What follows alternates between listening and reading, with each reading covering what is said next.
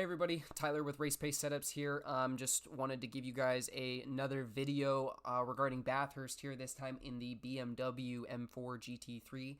Today we're watching some onboard footage of Igor, who is an FTR team driver. Additionally, he is also a RacePace development driver. Really love what he's been bringing to the table as far as feedback. You'll probably be seeing more footage from him as we move forward. Real great guy, real talented driver. So real quick, we're just going to show or walk through a lap here using my race setup. This should be a comfortable lap for you guys to do at speed. This is with a lower tank of fuel. You can see on the dash in the bottom left-hand corner. So he is running towards the end of his stint. It is about 52°C on track, so really hot. To be quite honest, I kind of expect the standard to be about a 207 flat on full fuel, with the kind of baseline temperature being around between 40 and 45°C. With every 5 degrees of C increase, I would expect to see a full fuel lap time to increase or decrease, correspondingly, with about a half a second of difference per 5°C temperature. We'll go ahead and get this going, and I'll just kind of commentate the lap.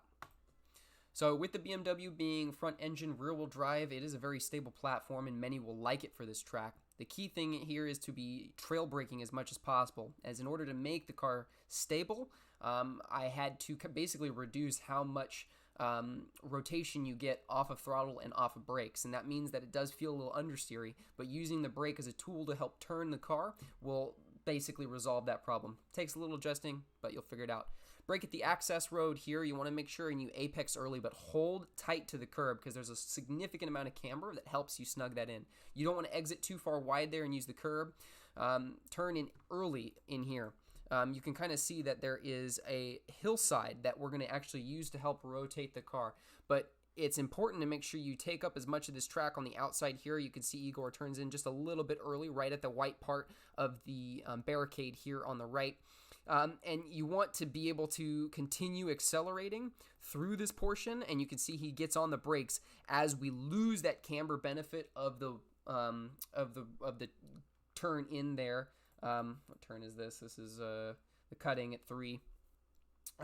So as you're rotating in, you'll kind of see now we've got a straight line target out towards the front of us in where this tire power add is. And really there's a flat spot you can kind of see right in here where we have a nice even incline to approach the final part of the cutting. Now, in this instance, Igor doesn't use quite as much of the track as I would like to see.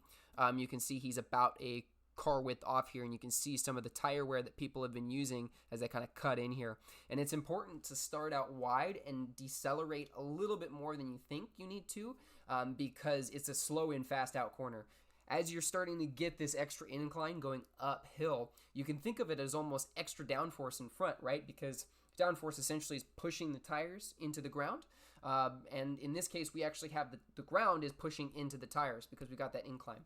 This means that you've got a small sporadic opportunity to have a higher grip coefficient with the tires because you have that added force. So you need to take advantage of it, and the best way to do that is by getting out wide and really reaming it into it. So that way you're loading up the wheel. You can see he's got a full 90 degrees of load in it. And you can even see that there's a second here before it even starts doing anything. But the second he gets into the corner, tons of rotation, he's able to get into the throttle and really blast out.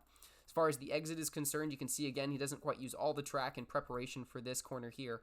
Really depending on how much control you have over the car, you can cut that more or less. You can see that there is a bump there, so it can cause a lack of acceleration efficiency if you're trying to chase somebody. It can disturb the car, make going too wide there really sketchy, so just be aware that you've got this bump to contend with as you're coming up the hill.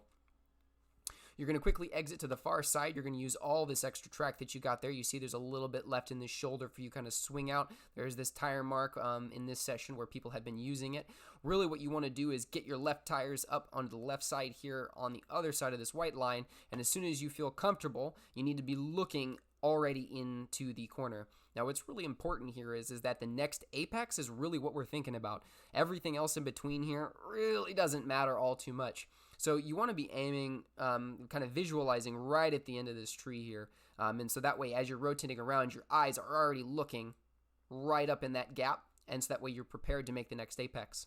Just like down at turn 4, we do have another incline here that we can use to our advantage. This time it does result in an off-camber rotation, so you do need to be careful on the throttle. Thankfully, my setup is built with quite a bit of downforce and rear wing, so you should be able to stay fairly planted and actually use that to help keep the car glued to the ground. You can see that Igor does not lift at all through there. Continuing to use all the road, you don't need to apex here. You're actually pretty much sacrificing this apex in order to maximize the exit on the next corner, especially given the wall that you have to deal with, because if you apex too early on the following corner, you will die. If you apex too late, you will mess up the balance of the car and almost guarantee a death, but it's at least more savable that way. So what you just don't want to do is you do not want to apex early. You can see he uses up a lot of this extra road here, maximizing the track limits. You really want to aim for the end of this curb. You can kind of see how there's some black tire grooves there, but Igor clips it almost insanely perfectly just right here in this little white spot, and that way when he's processing through this, your eyes will naturally kind of go up towards this tree that's on exit, and you're going to follow yourself right up and try to get up right against the end of this wall here. Depending on how much speed you're carrying into it, you do want to lift a little bit for this corner. You can see that Igor waits until just the last moment in order to relieve some stress off the front tires, because as you're coming up over the hill with your foot on the throttle, everything is basically leaned back into the car. So if you think about it, you've got this hump, and if you're still on the throttle, that means the car is almost going up like a boat with nose end still up in the air. So in order to help stabilize the car, he's lifting out of the throttle before the top of the hump, so that way the car's weight neutralizes, and it can get over the hump in a stable, neutral manner. And then as soon as he's got the rear end over the car, he's able to get in the throttle again. And we now have that same added benefit of incline change. This time it is in a downward nature, so it's flattening out. But ultimately, that ends up being about the same as far as the car is concerned as an incline. So you do end up getting some added benefit for rotation here from the front tires, but it's important to allow the tires to have that capacity. If you're asking of it to be only doing acceleration, then you'd be able to kind of get away with it. But because we're asking the tires to multitask and to both turn and accelerate, we need to make sure that we had the capacity within the tires to do that. So it means you need to ask less of it in the form of acceleration. By clipping this portion really tight here, you can see he is kind of aiming for right at the end of this ad, for the Belkin ad at the end for the apex point. And you can see how little the car gets disturbed as it kind of gets over that point. Any farther left, there's a bump here, and that'll really kind of mess up the car. You can also see from the rear chase that he's got both of his left tires up on the front, or up onto this curb. And what that ends up doing is it ends up actually loading the car a little bit by kind of giving you that same incline strategy, except now you're doing it laterally.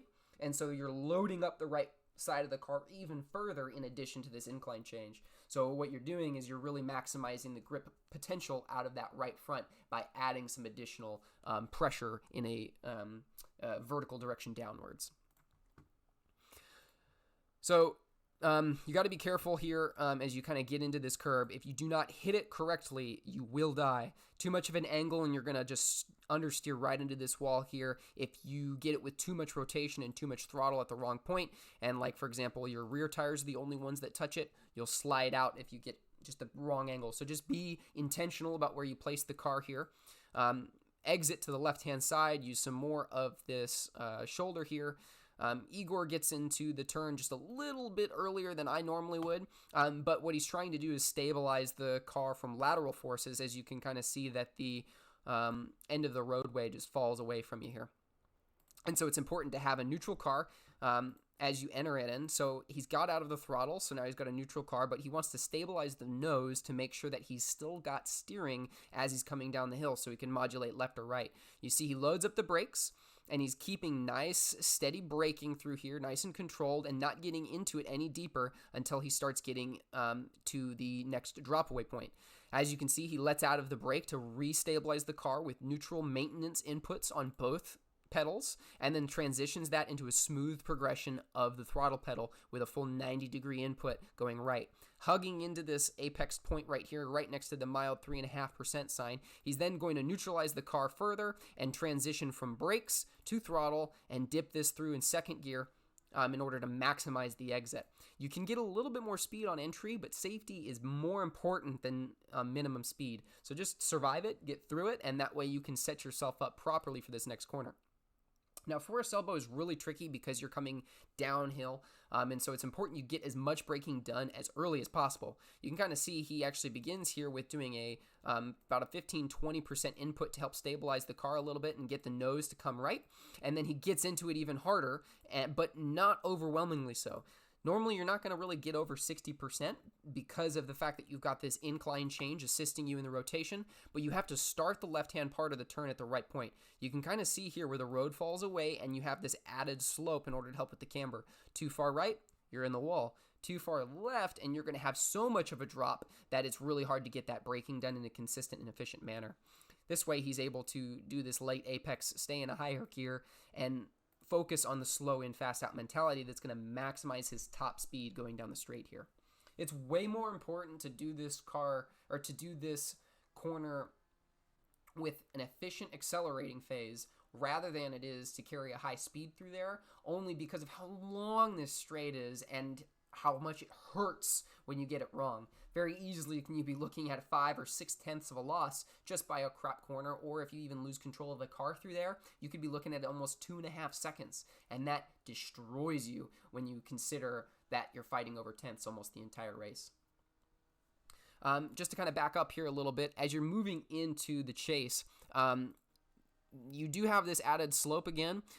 This time it's a little different. While you do have that camber assistance, it dies out on you about halfway and transitions into this kind of rightward camber assistance. And it's very easy to overdo this corner in third gear because of the fact that you lose that kind of extra grip potential.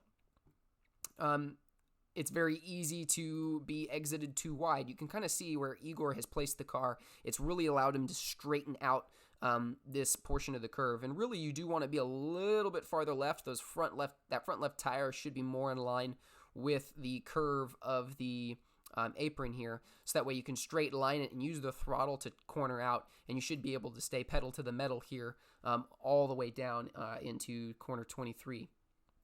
Murray's corner, I typically like to brake right before this second pole. Be careful because depending on your graphics setting, it may generate or may not generate. You can kind of see there's the 50-meter board there. So really we're kind of targeting for about 75 meters worth of braking. You're going to stay in second gear. You can cut this corner quite a bit more than Igor did. So you can see there is still time to be gained here. But you want to focus on getting as tight to this corner as possible so you can open up your exit. You'll spend a lot more time on throttle. You can see he was kind of slow and progressive with it. In my experience, you can be a little bit more quicker to the throttle if you get closer into that corner. Once again, we're talking about sloped inclines. You can kind of see here we've got another one where camber washes out a little bit as you exit right, but the maximum point of camber is right in here, and there's a slight incline as well to help with the rotation of the car. All in all, that's a lap of Bathurst. Thank you so much for watching. This is in the Beamer M4 GT3. Lots to learn here, lots to be gained from practice. Honestly, quite tough course. See my track map that I have in my Discord underneath the Sauce channel. I hope that this video was helpful to you.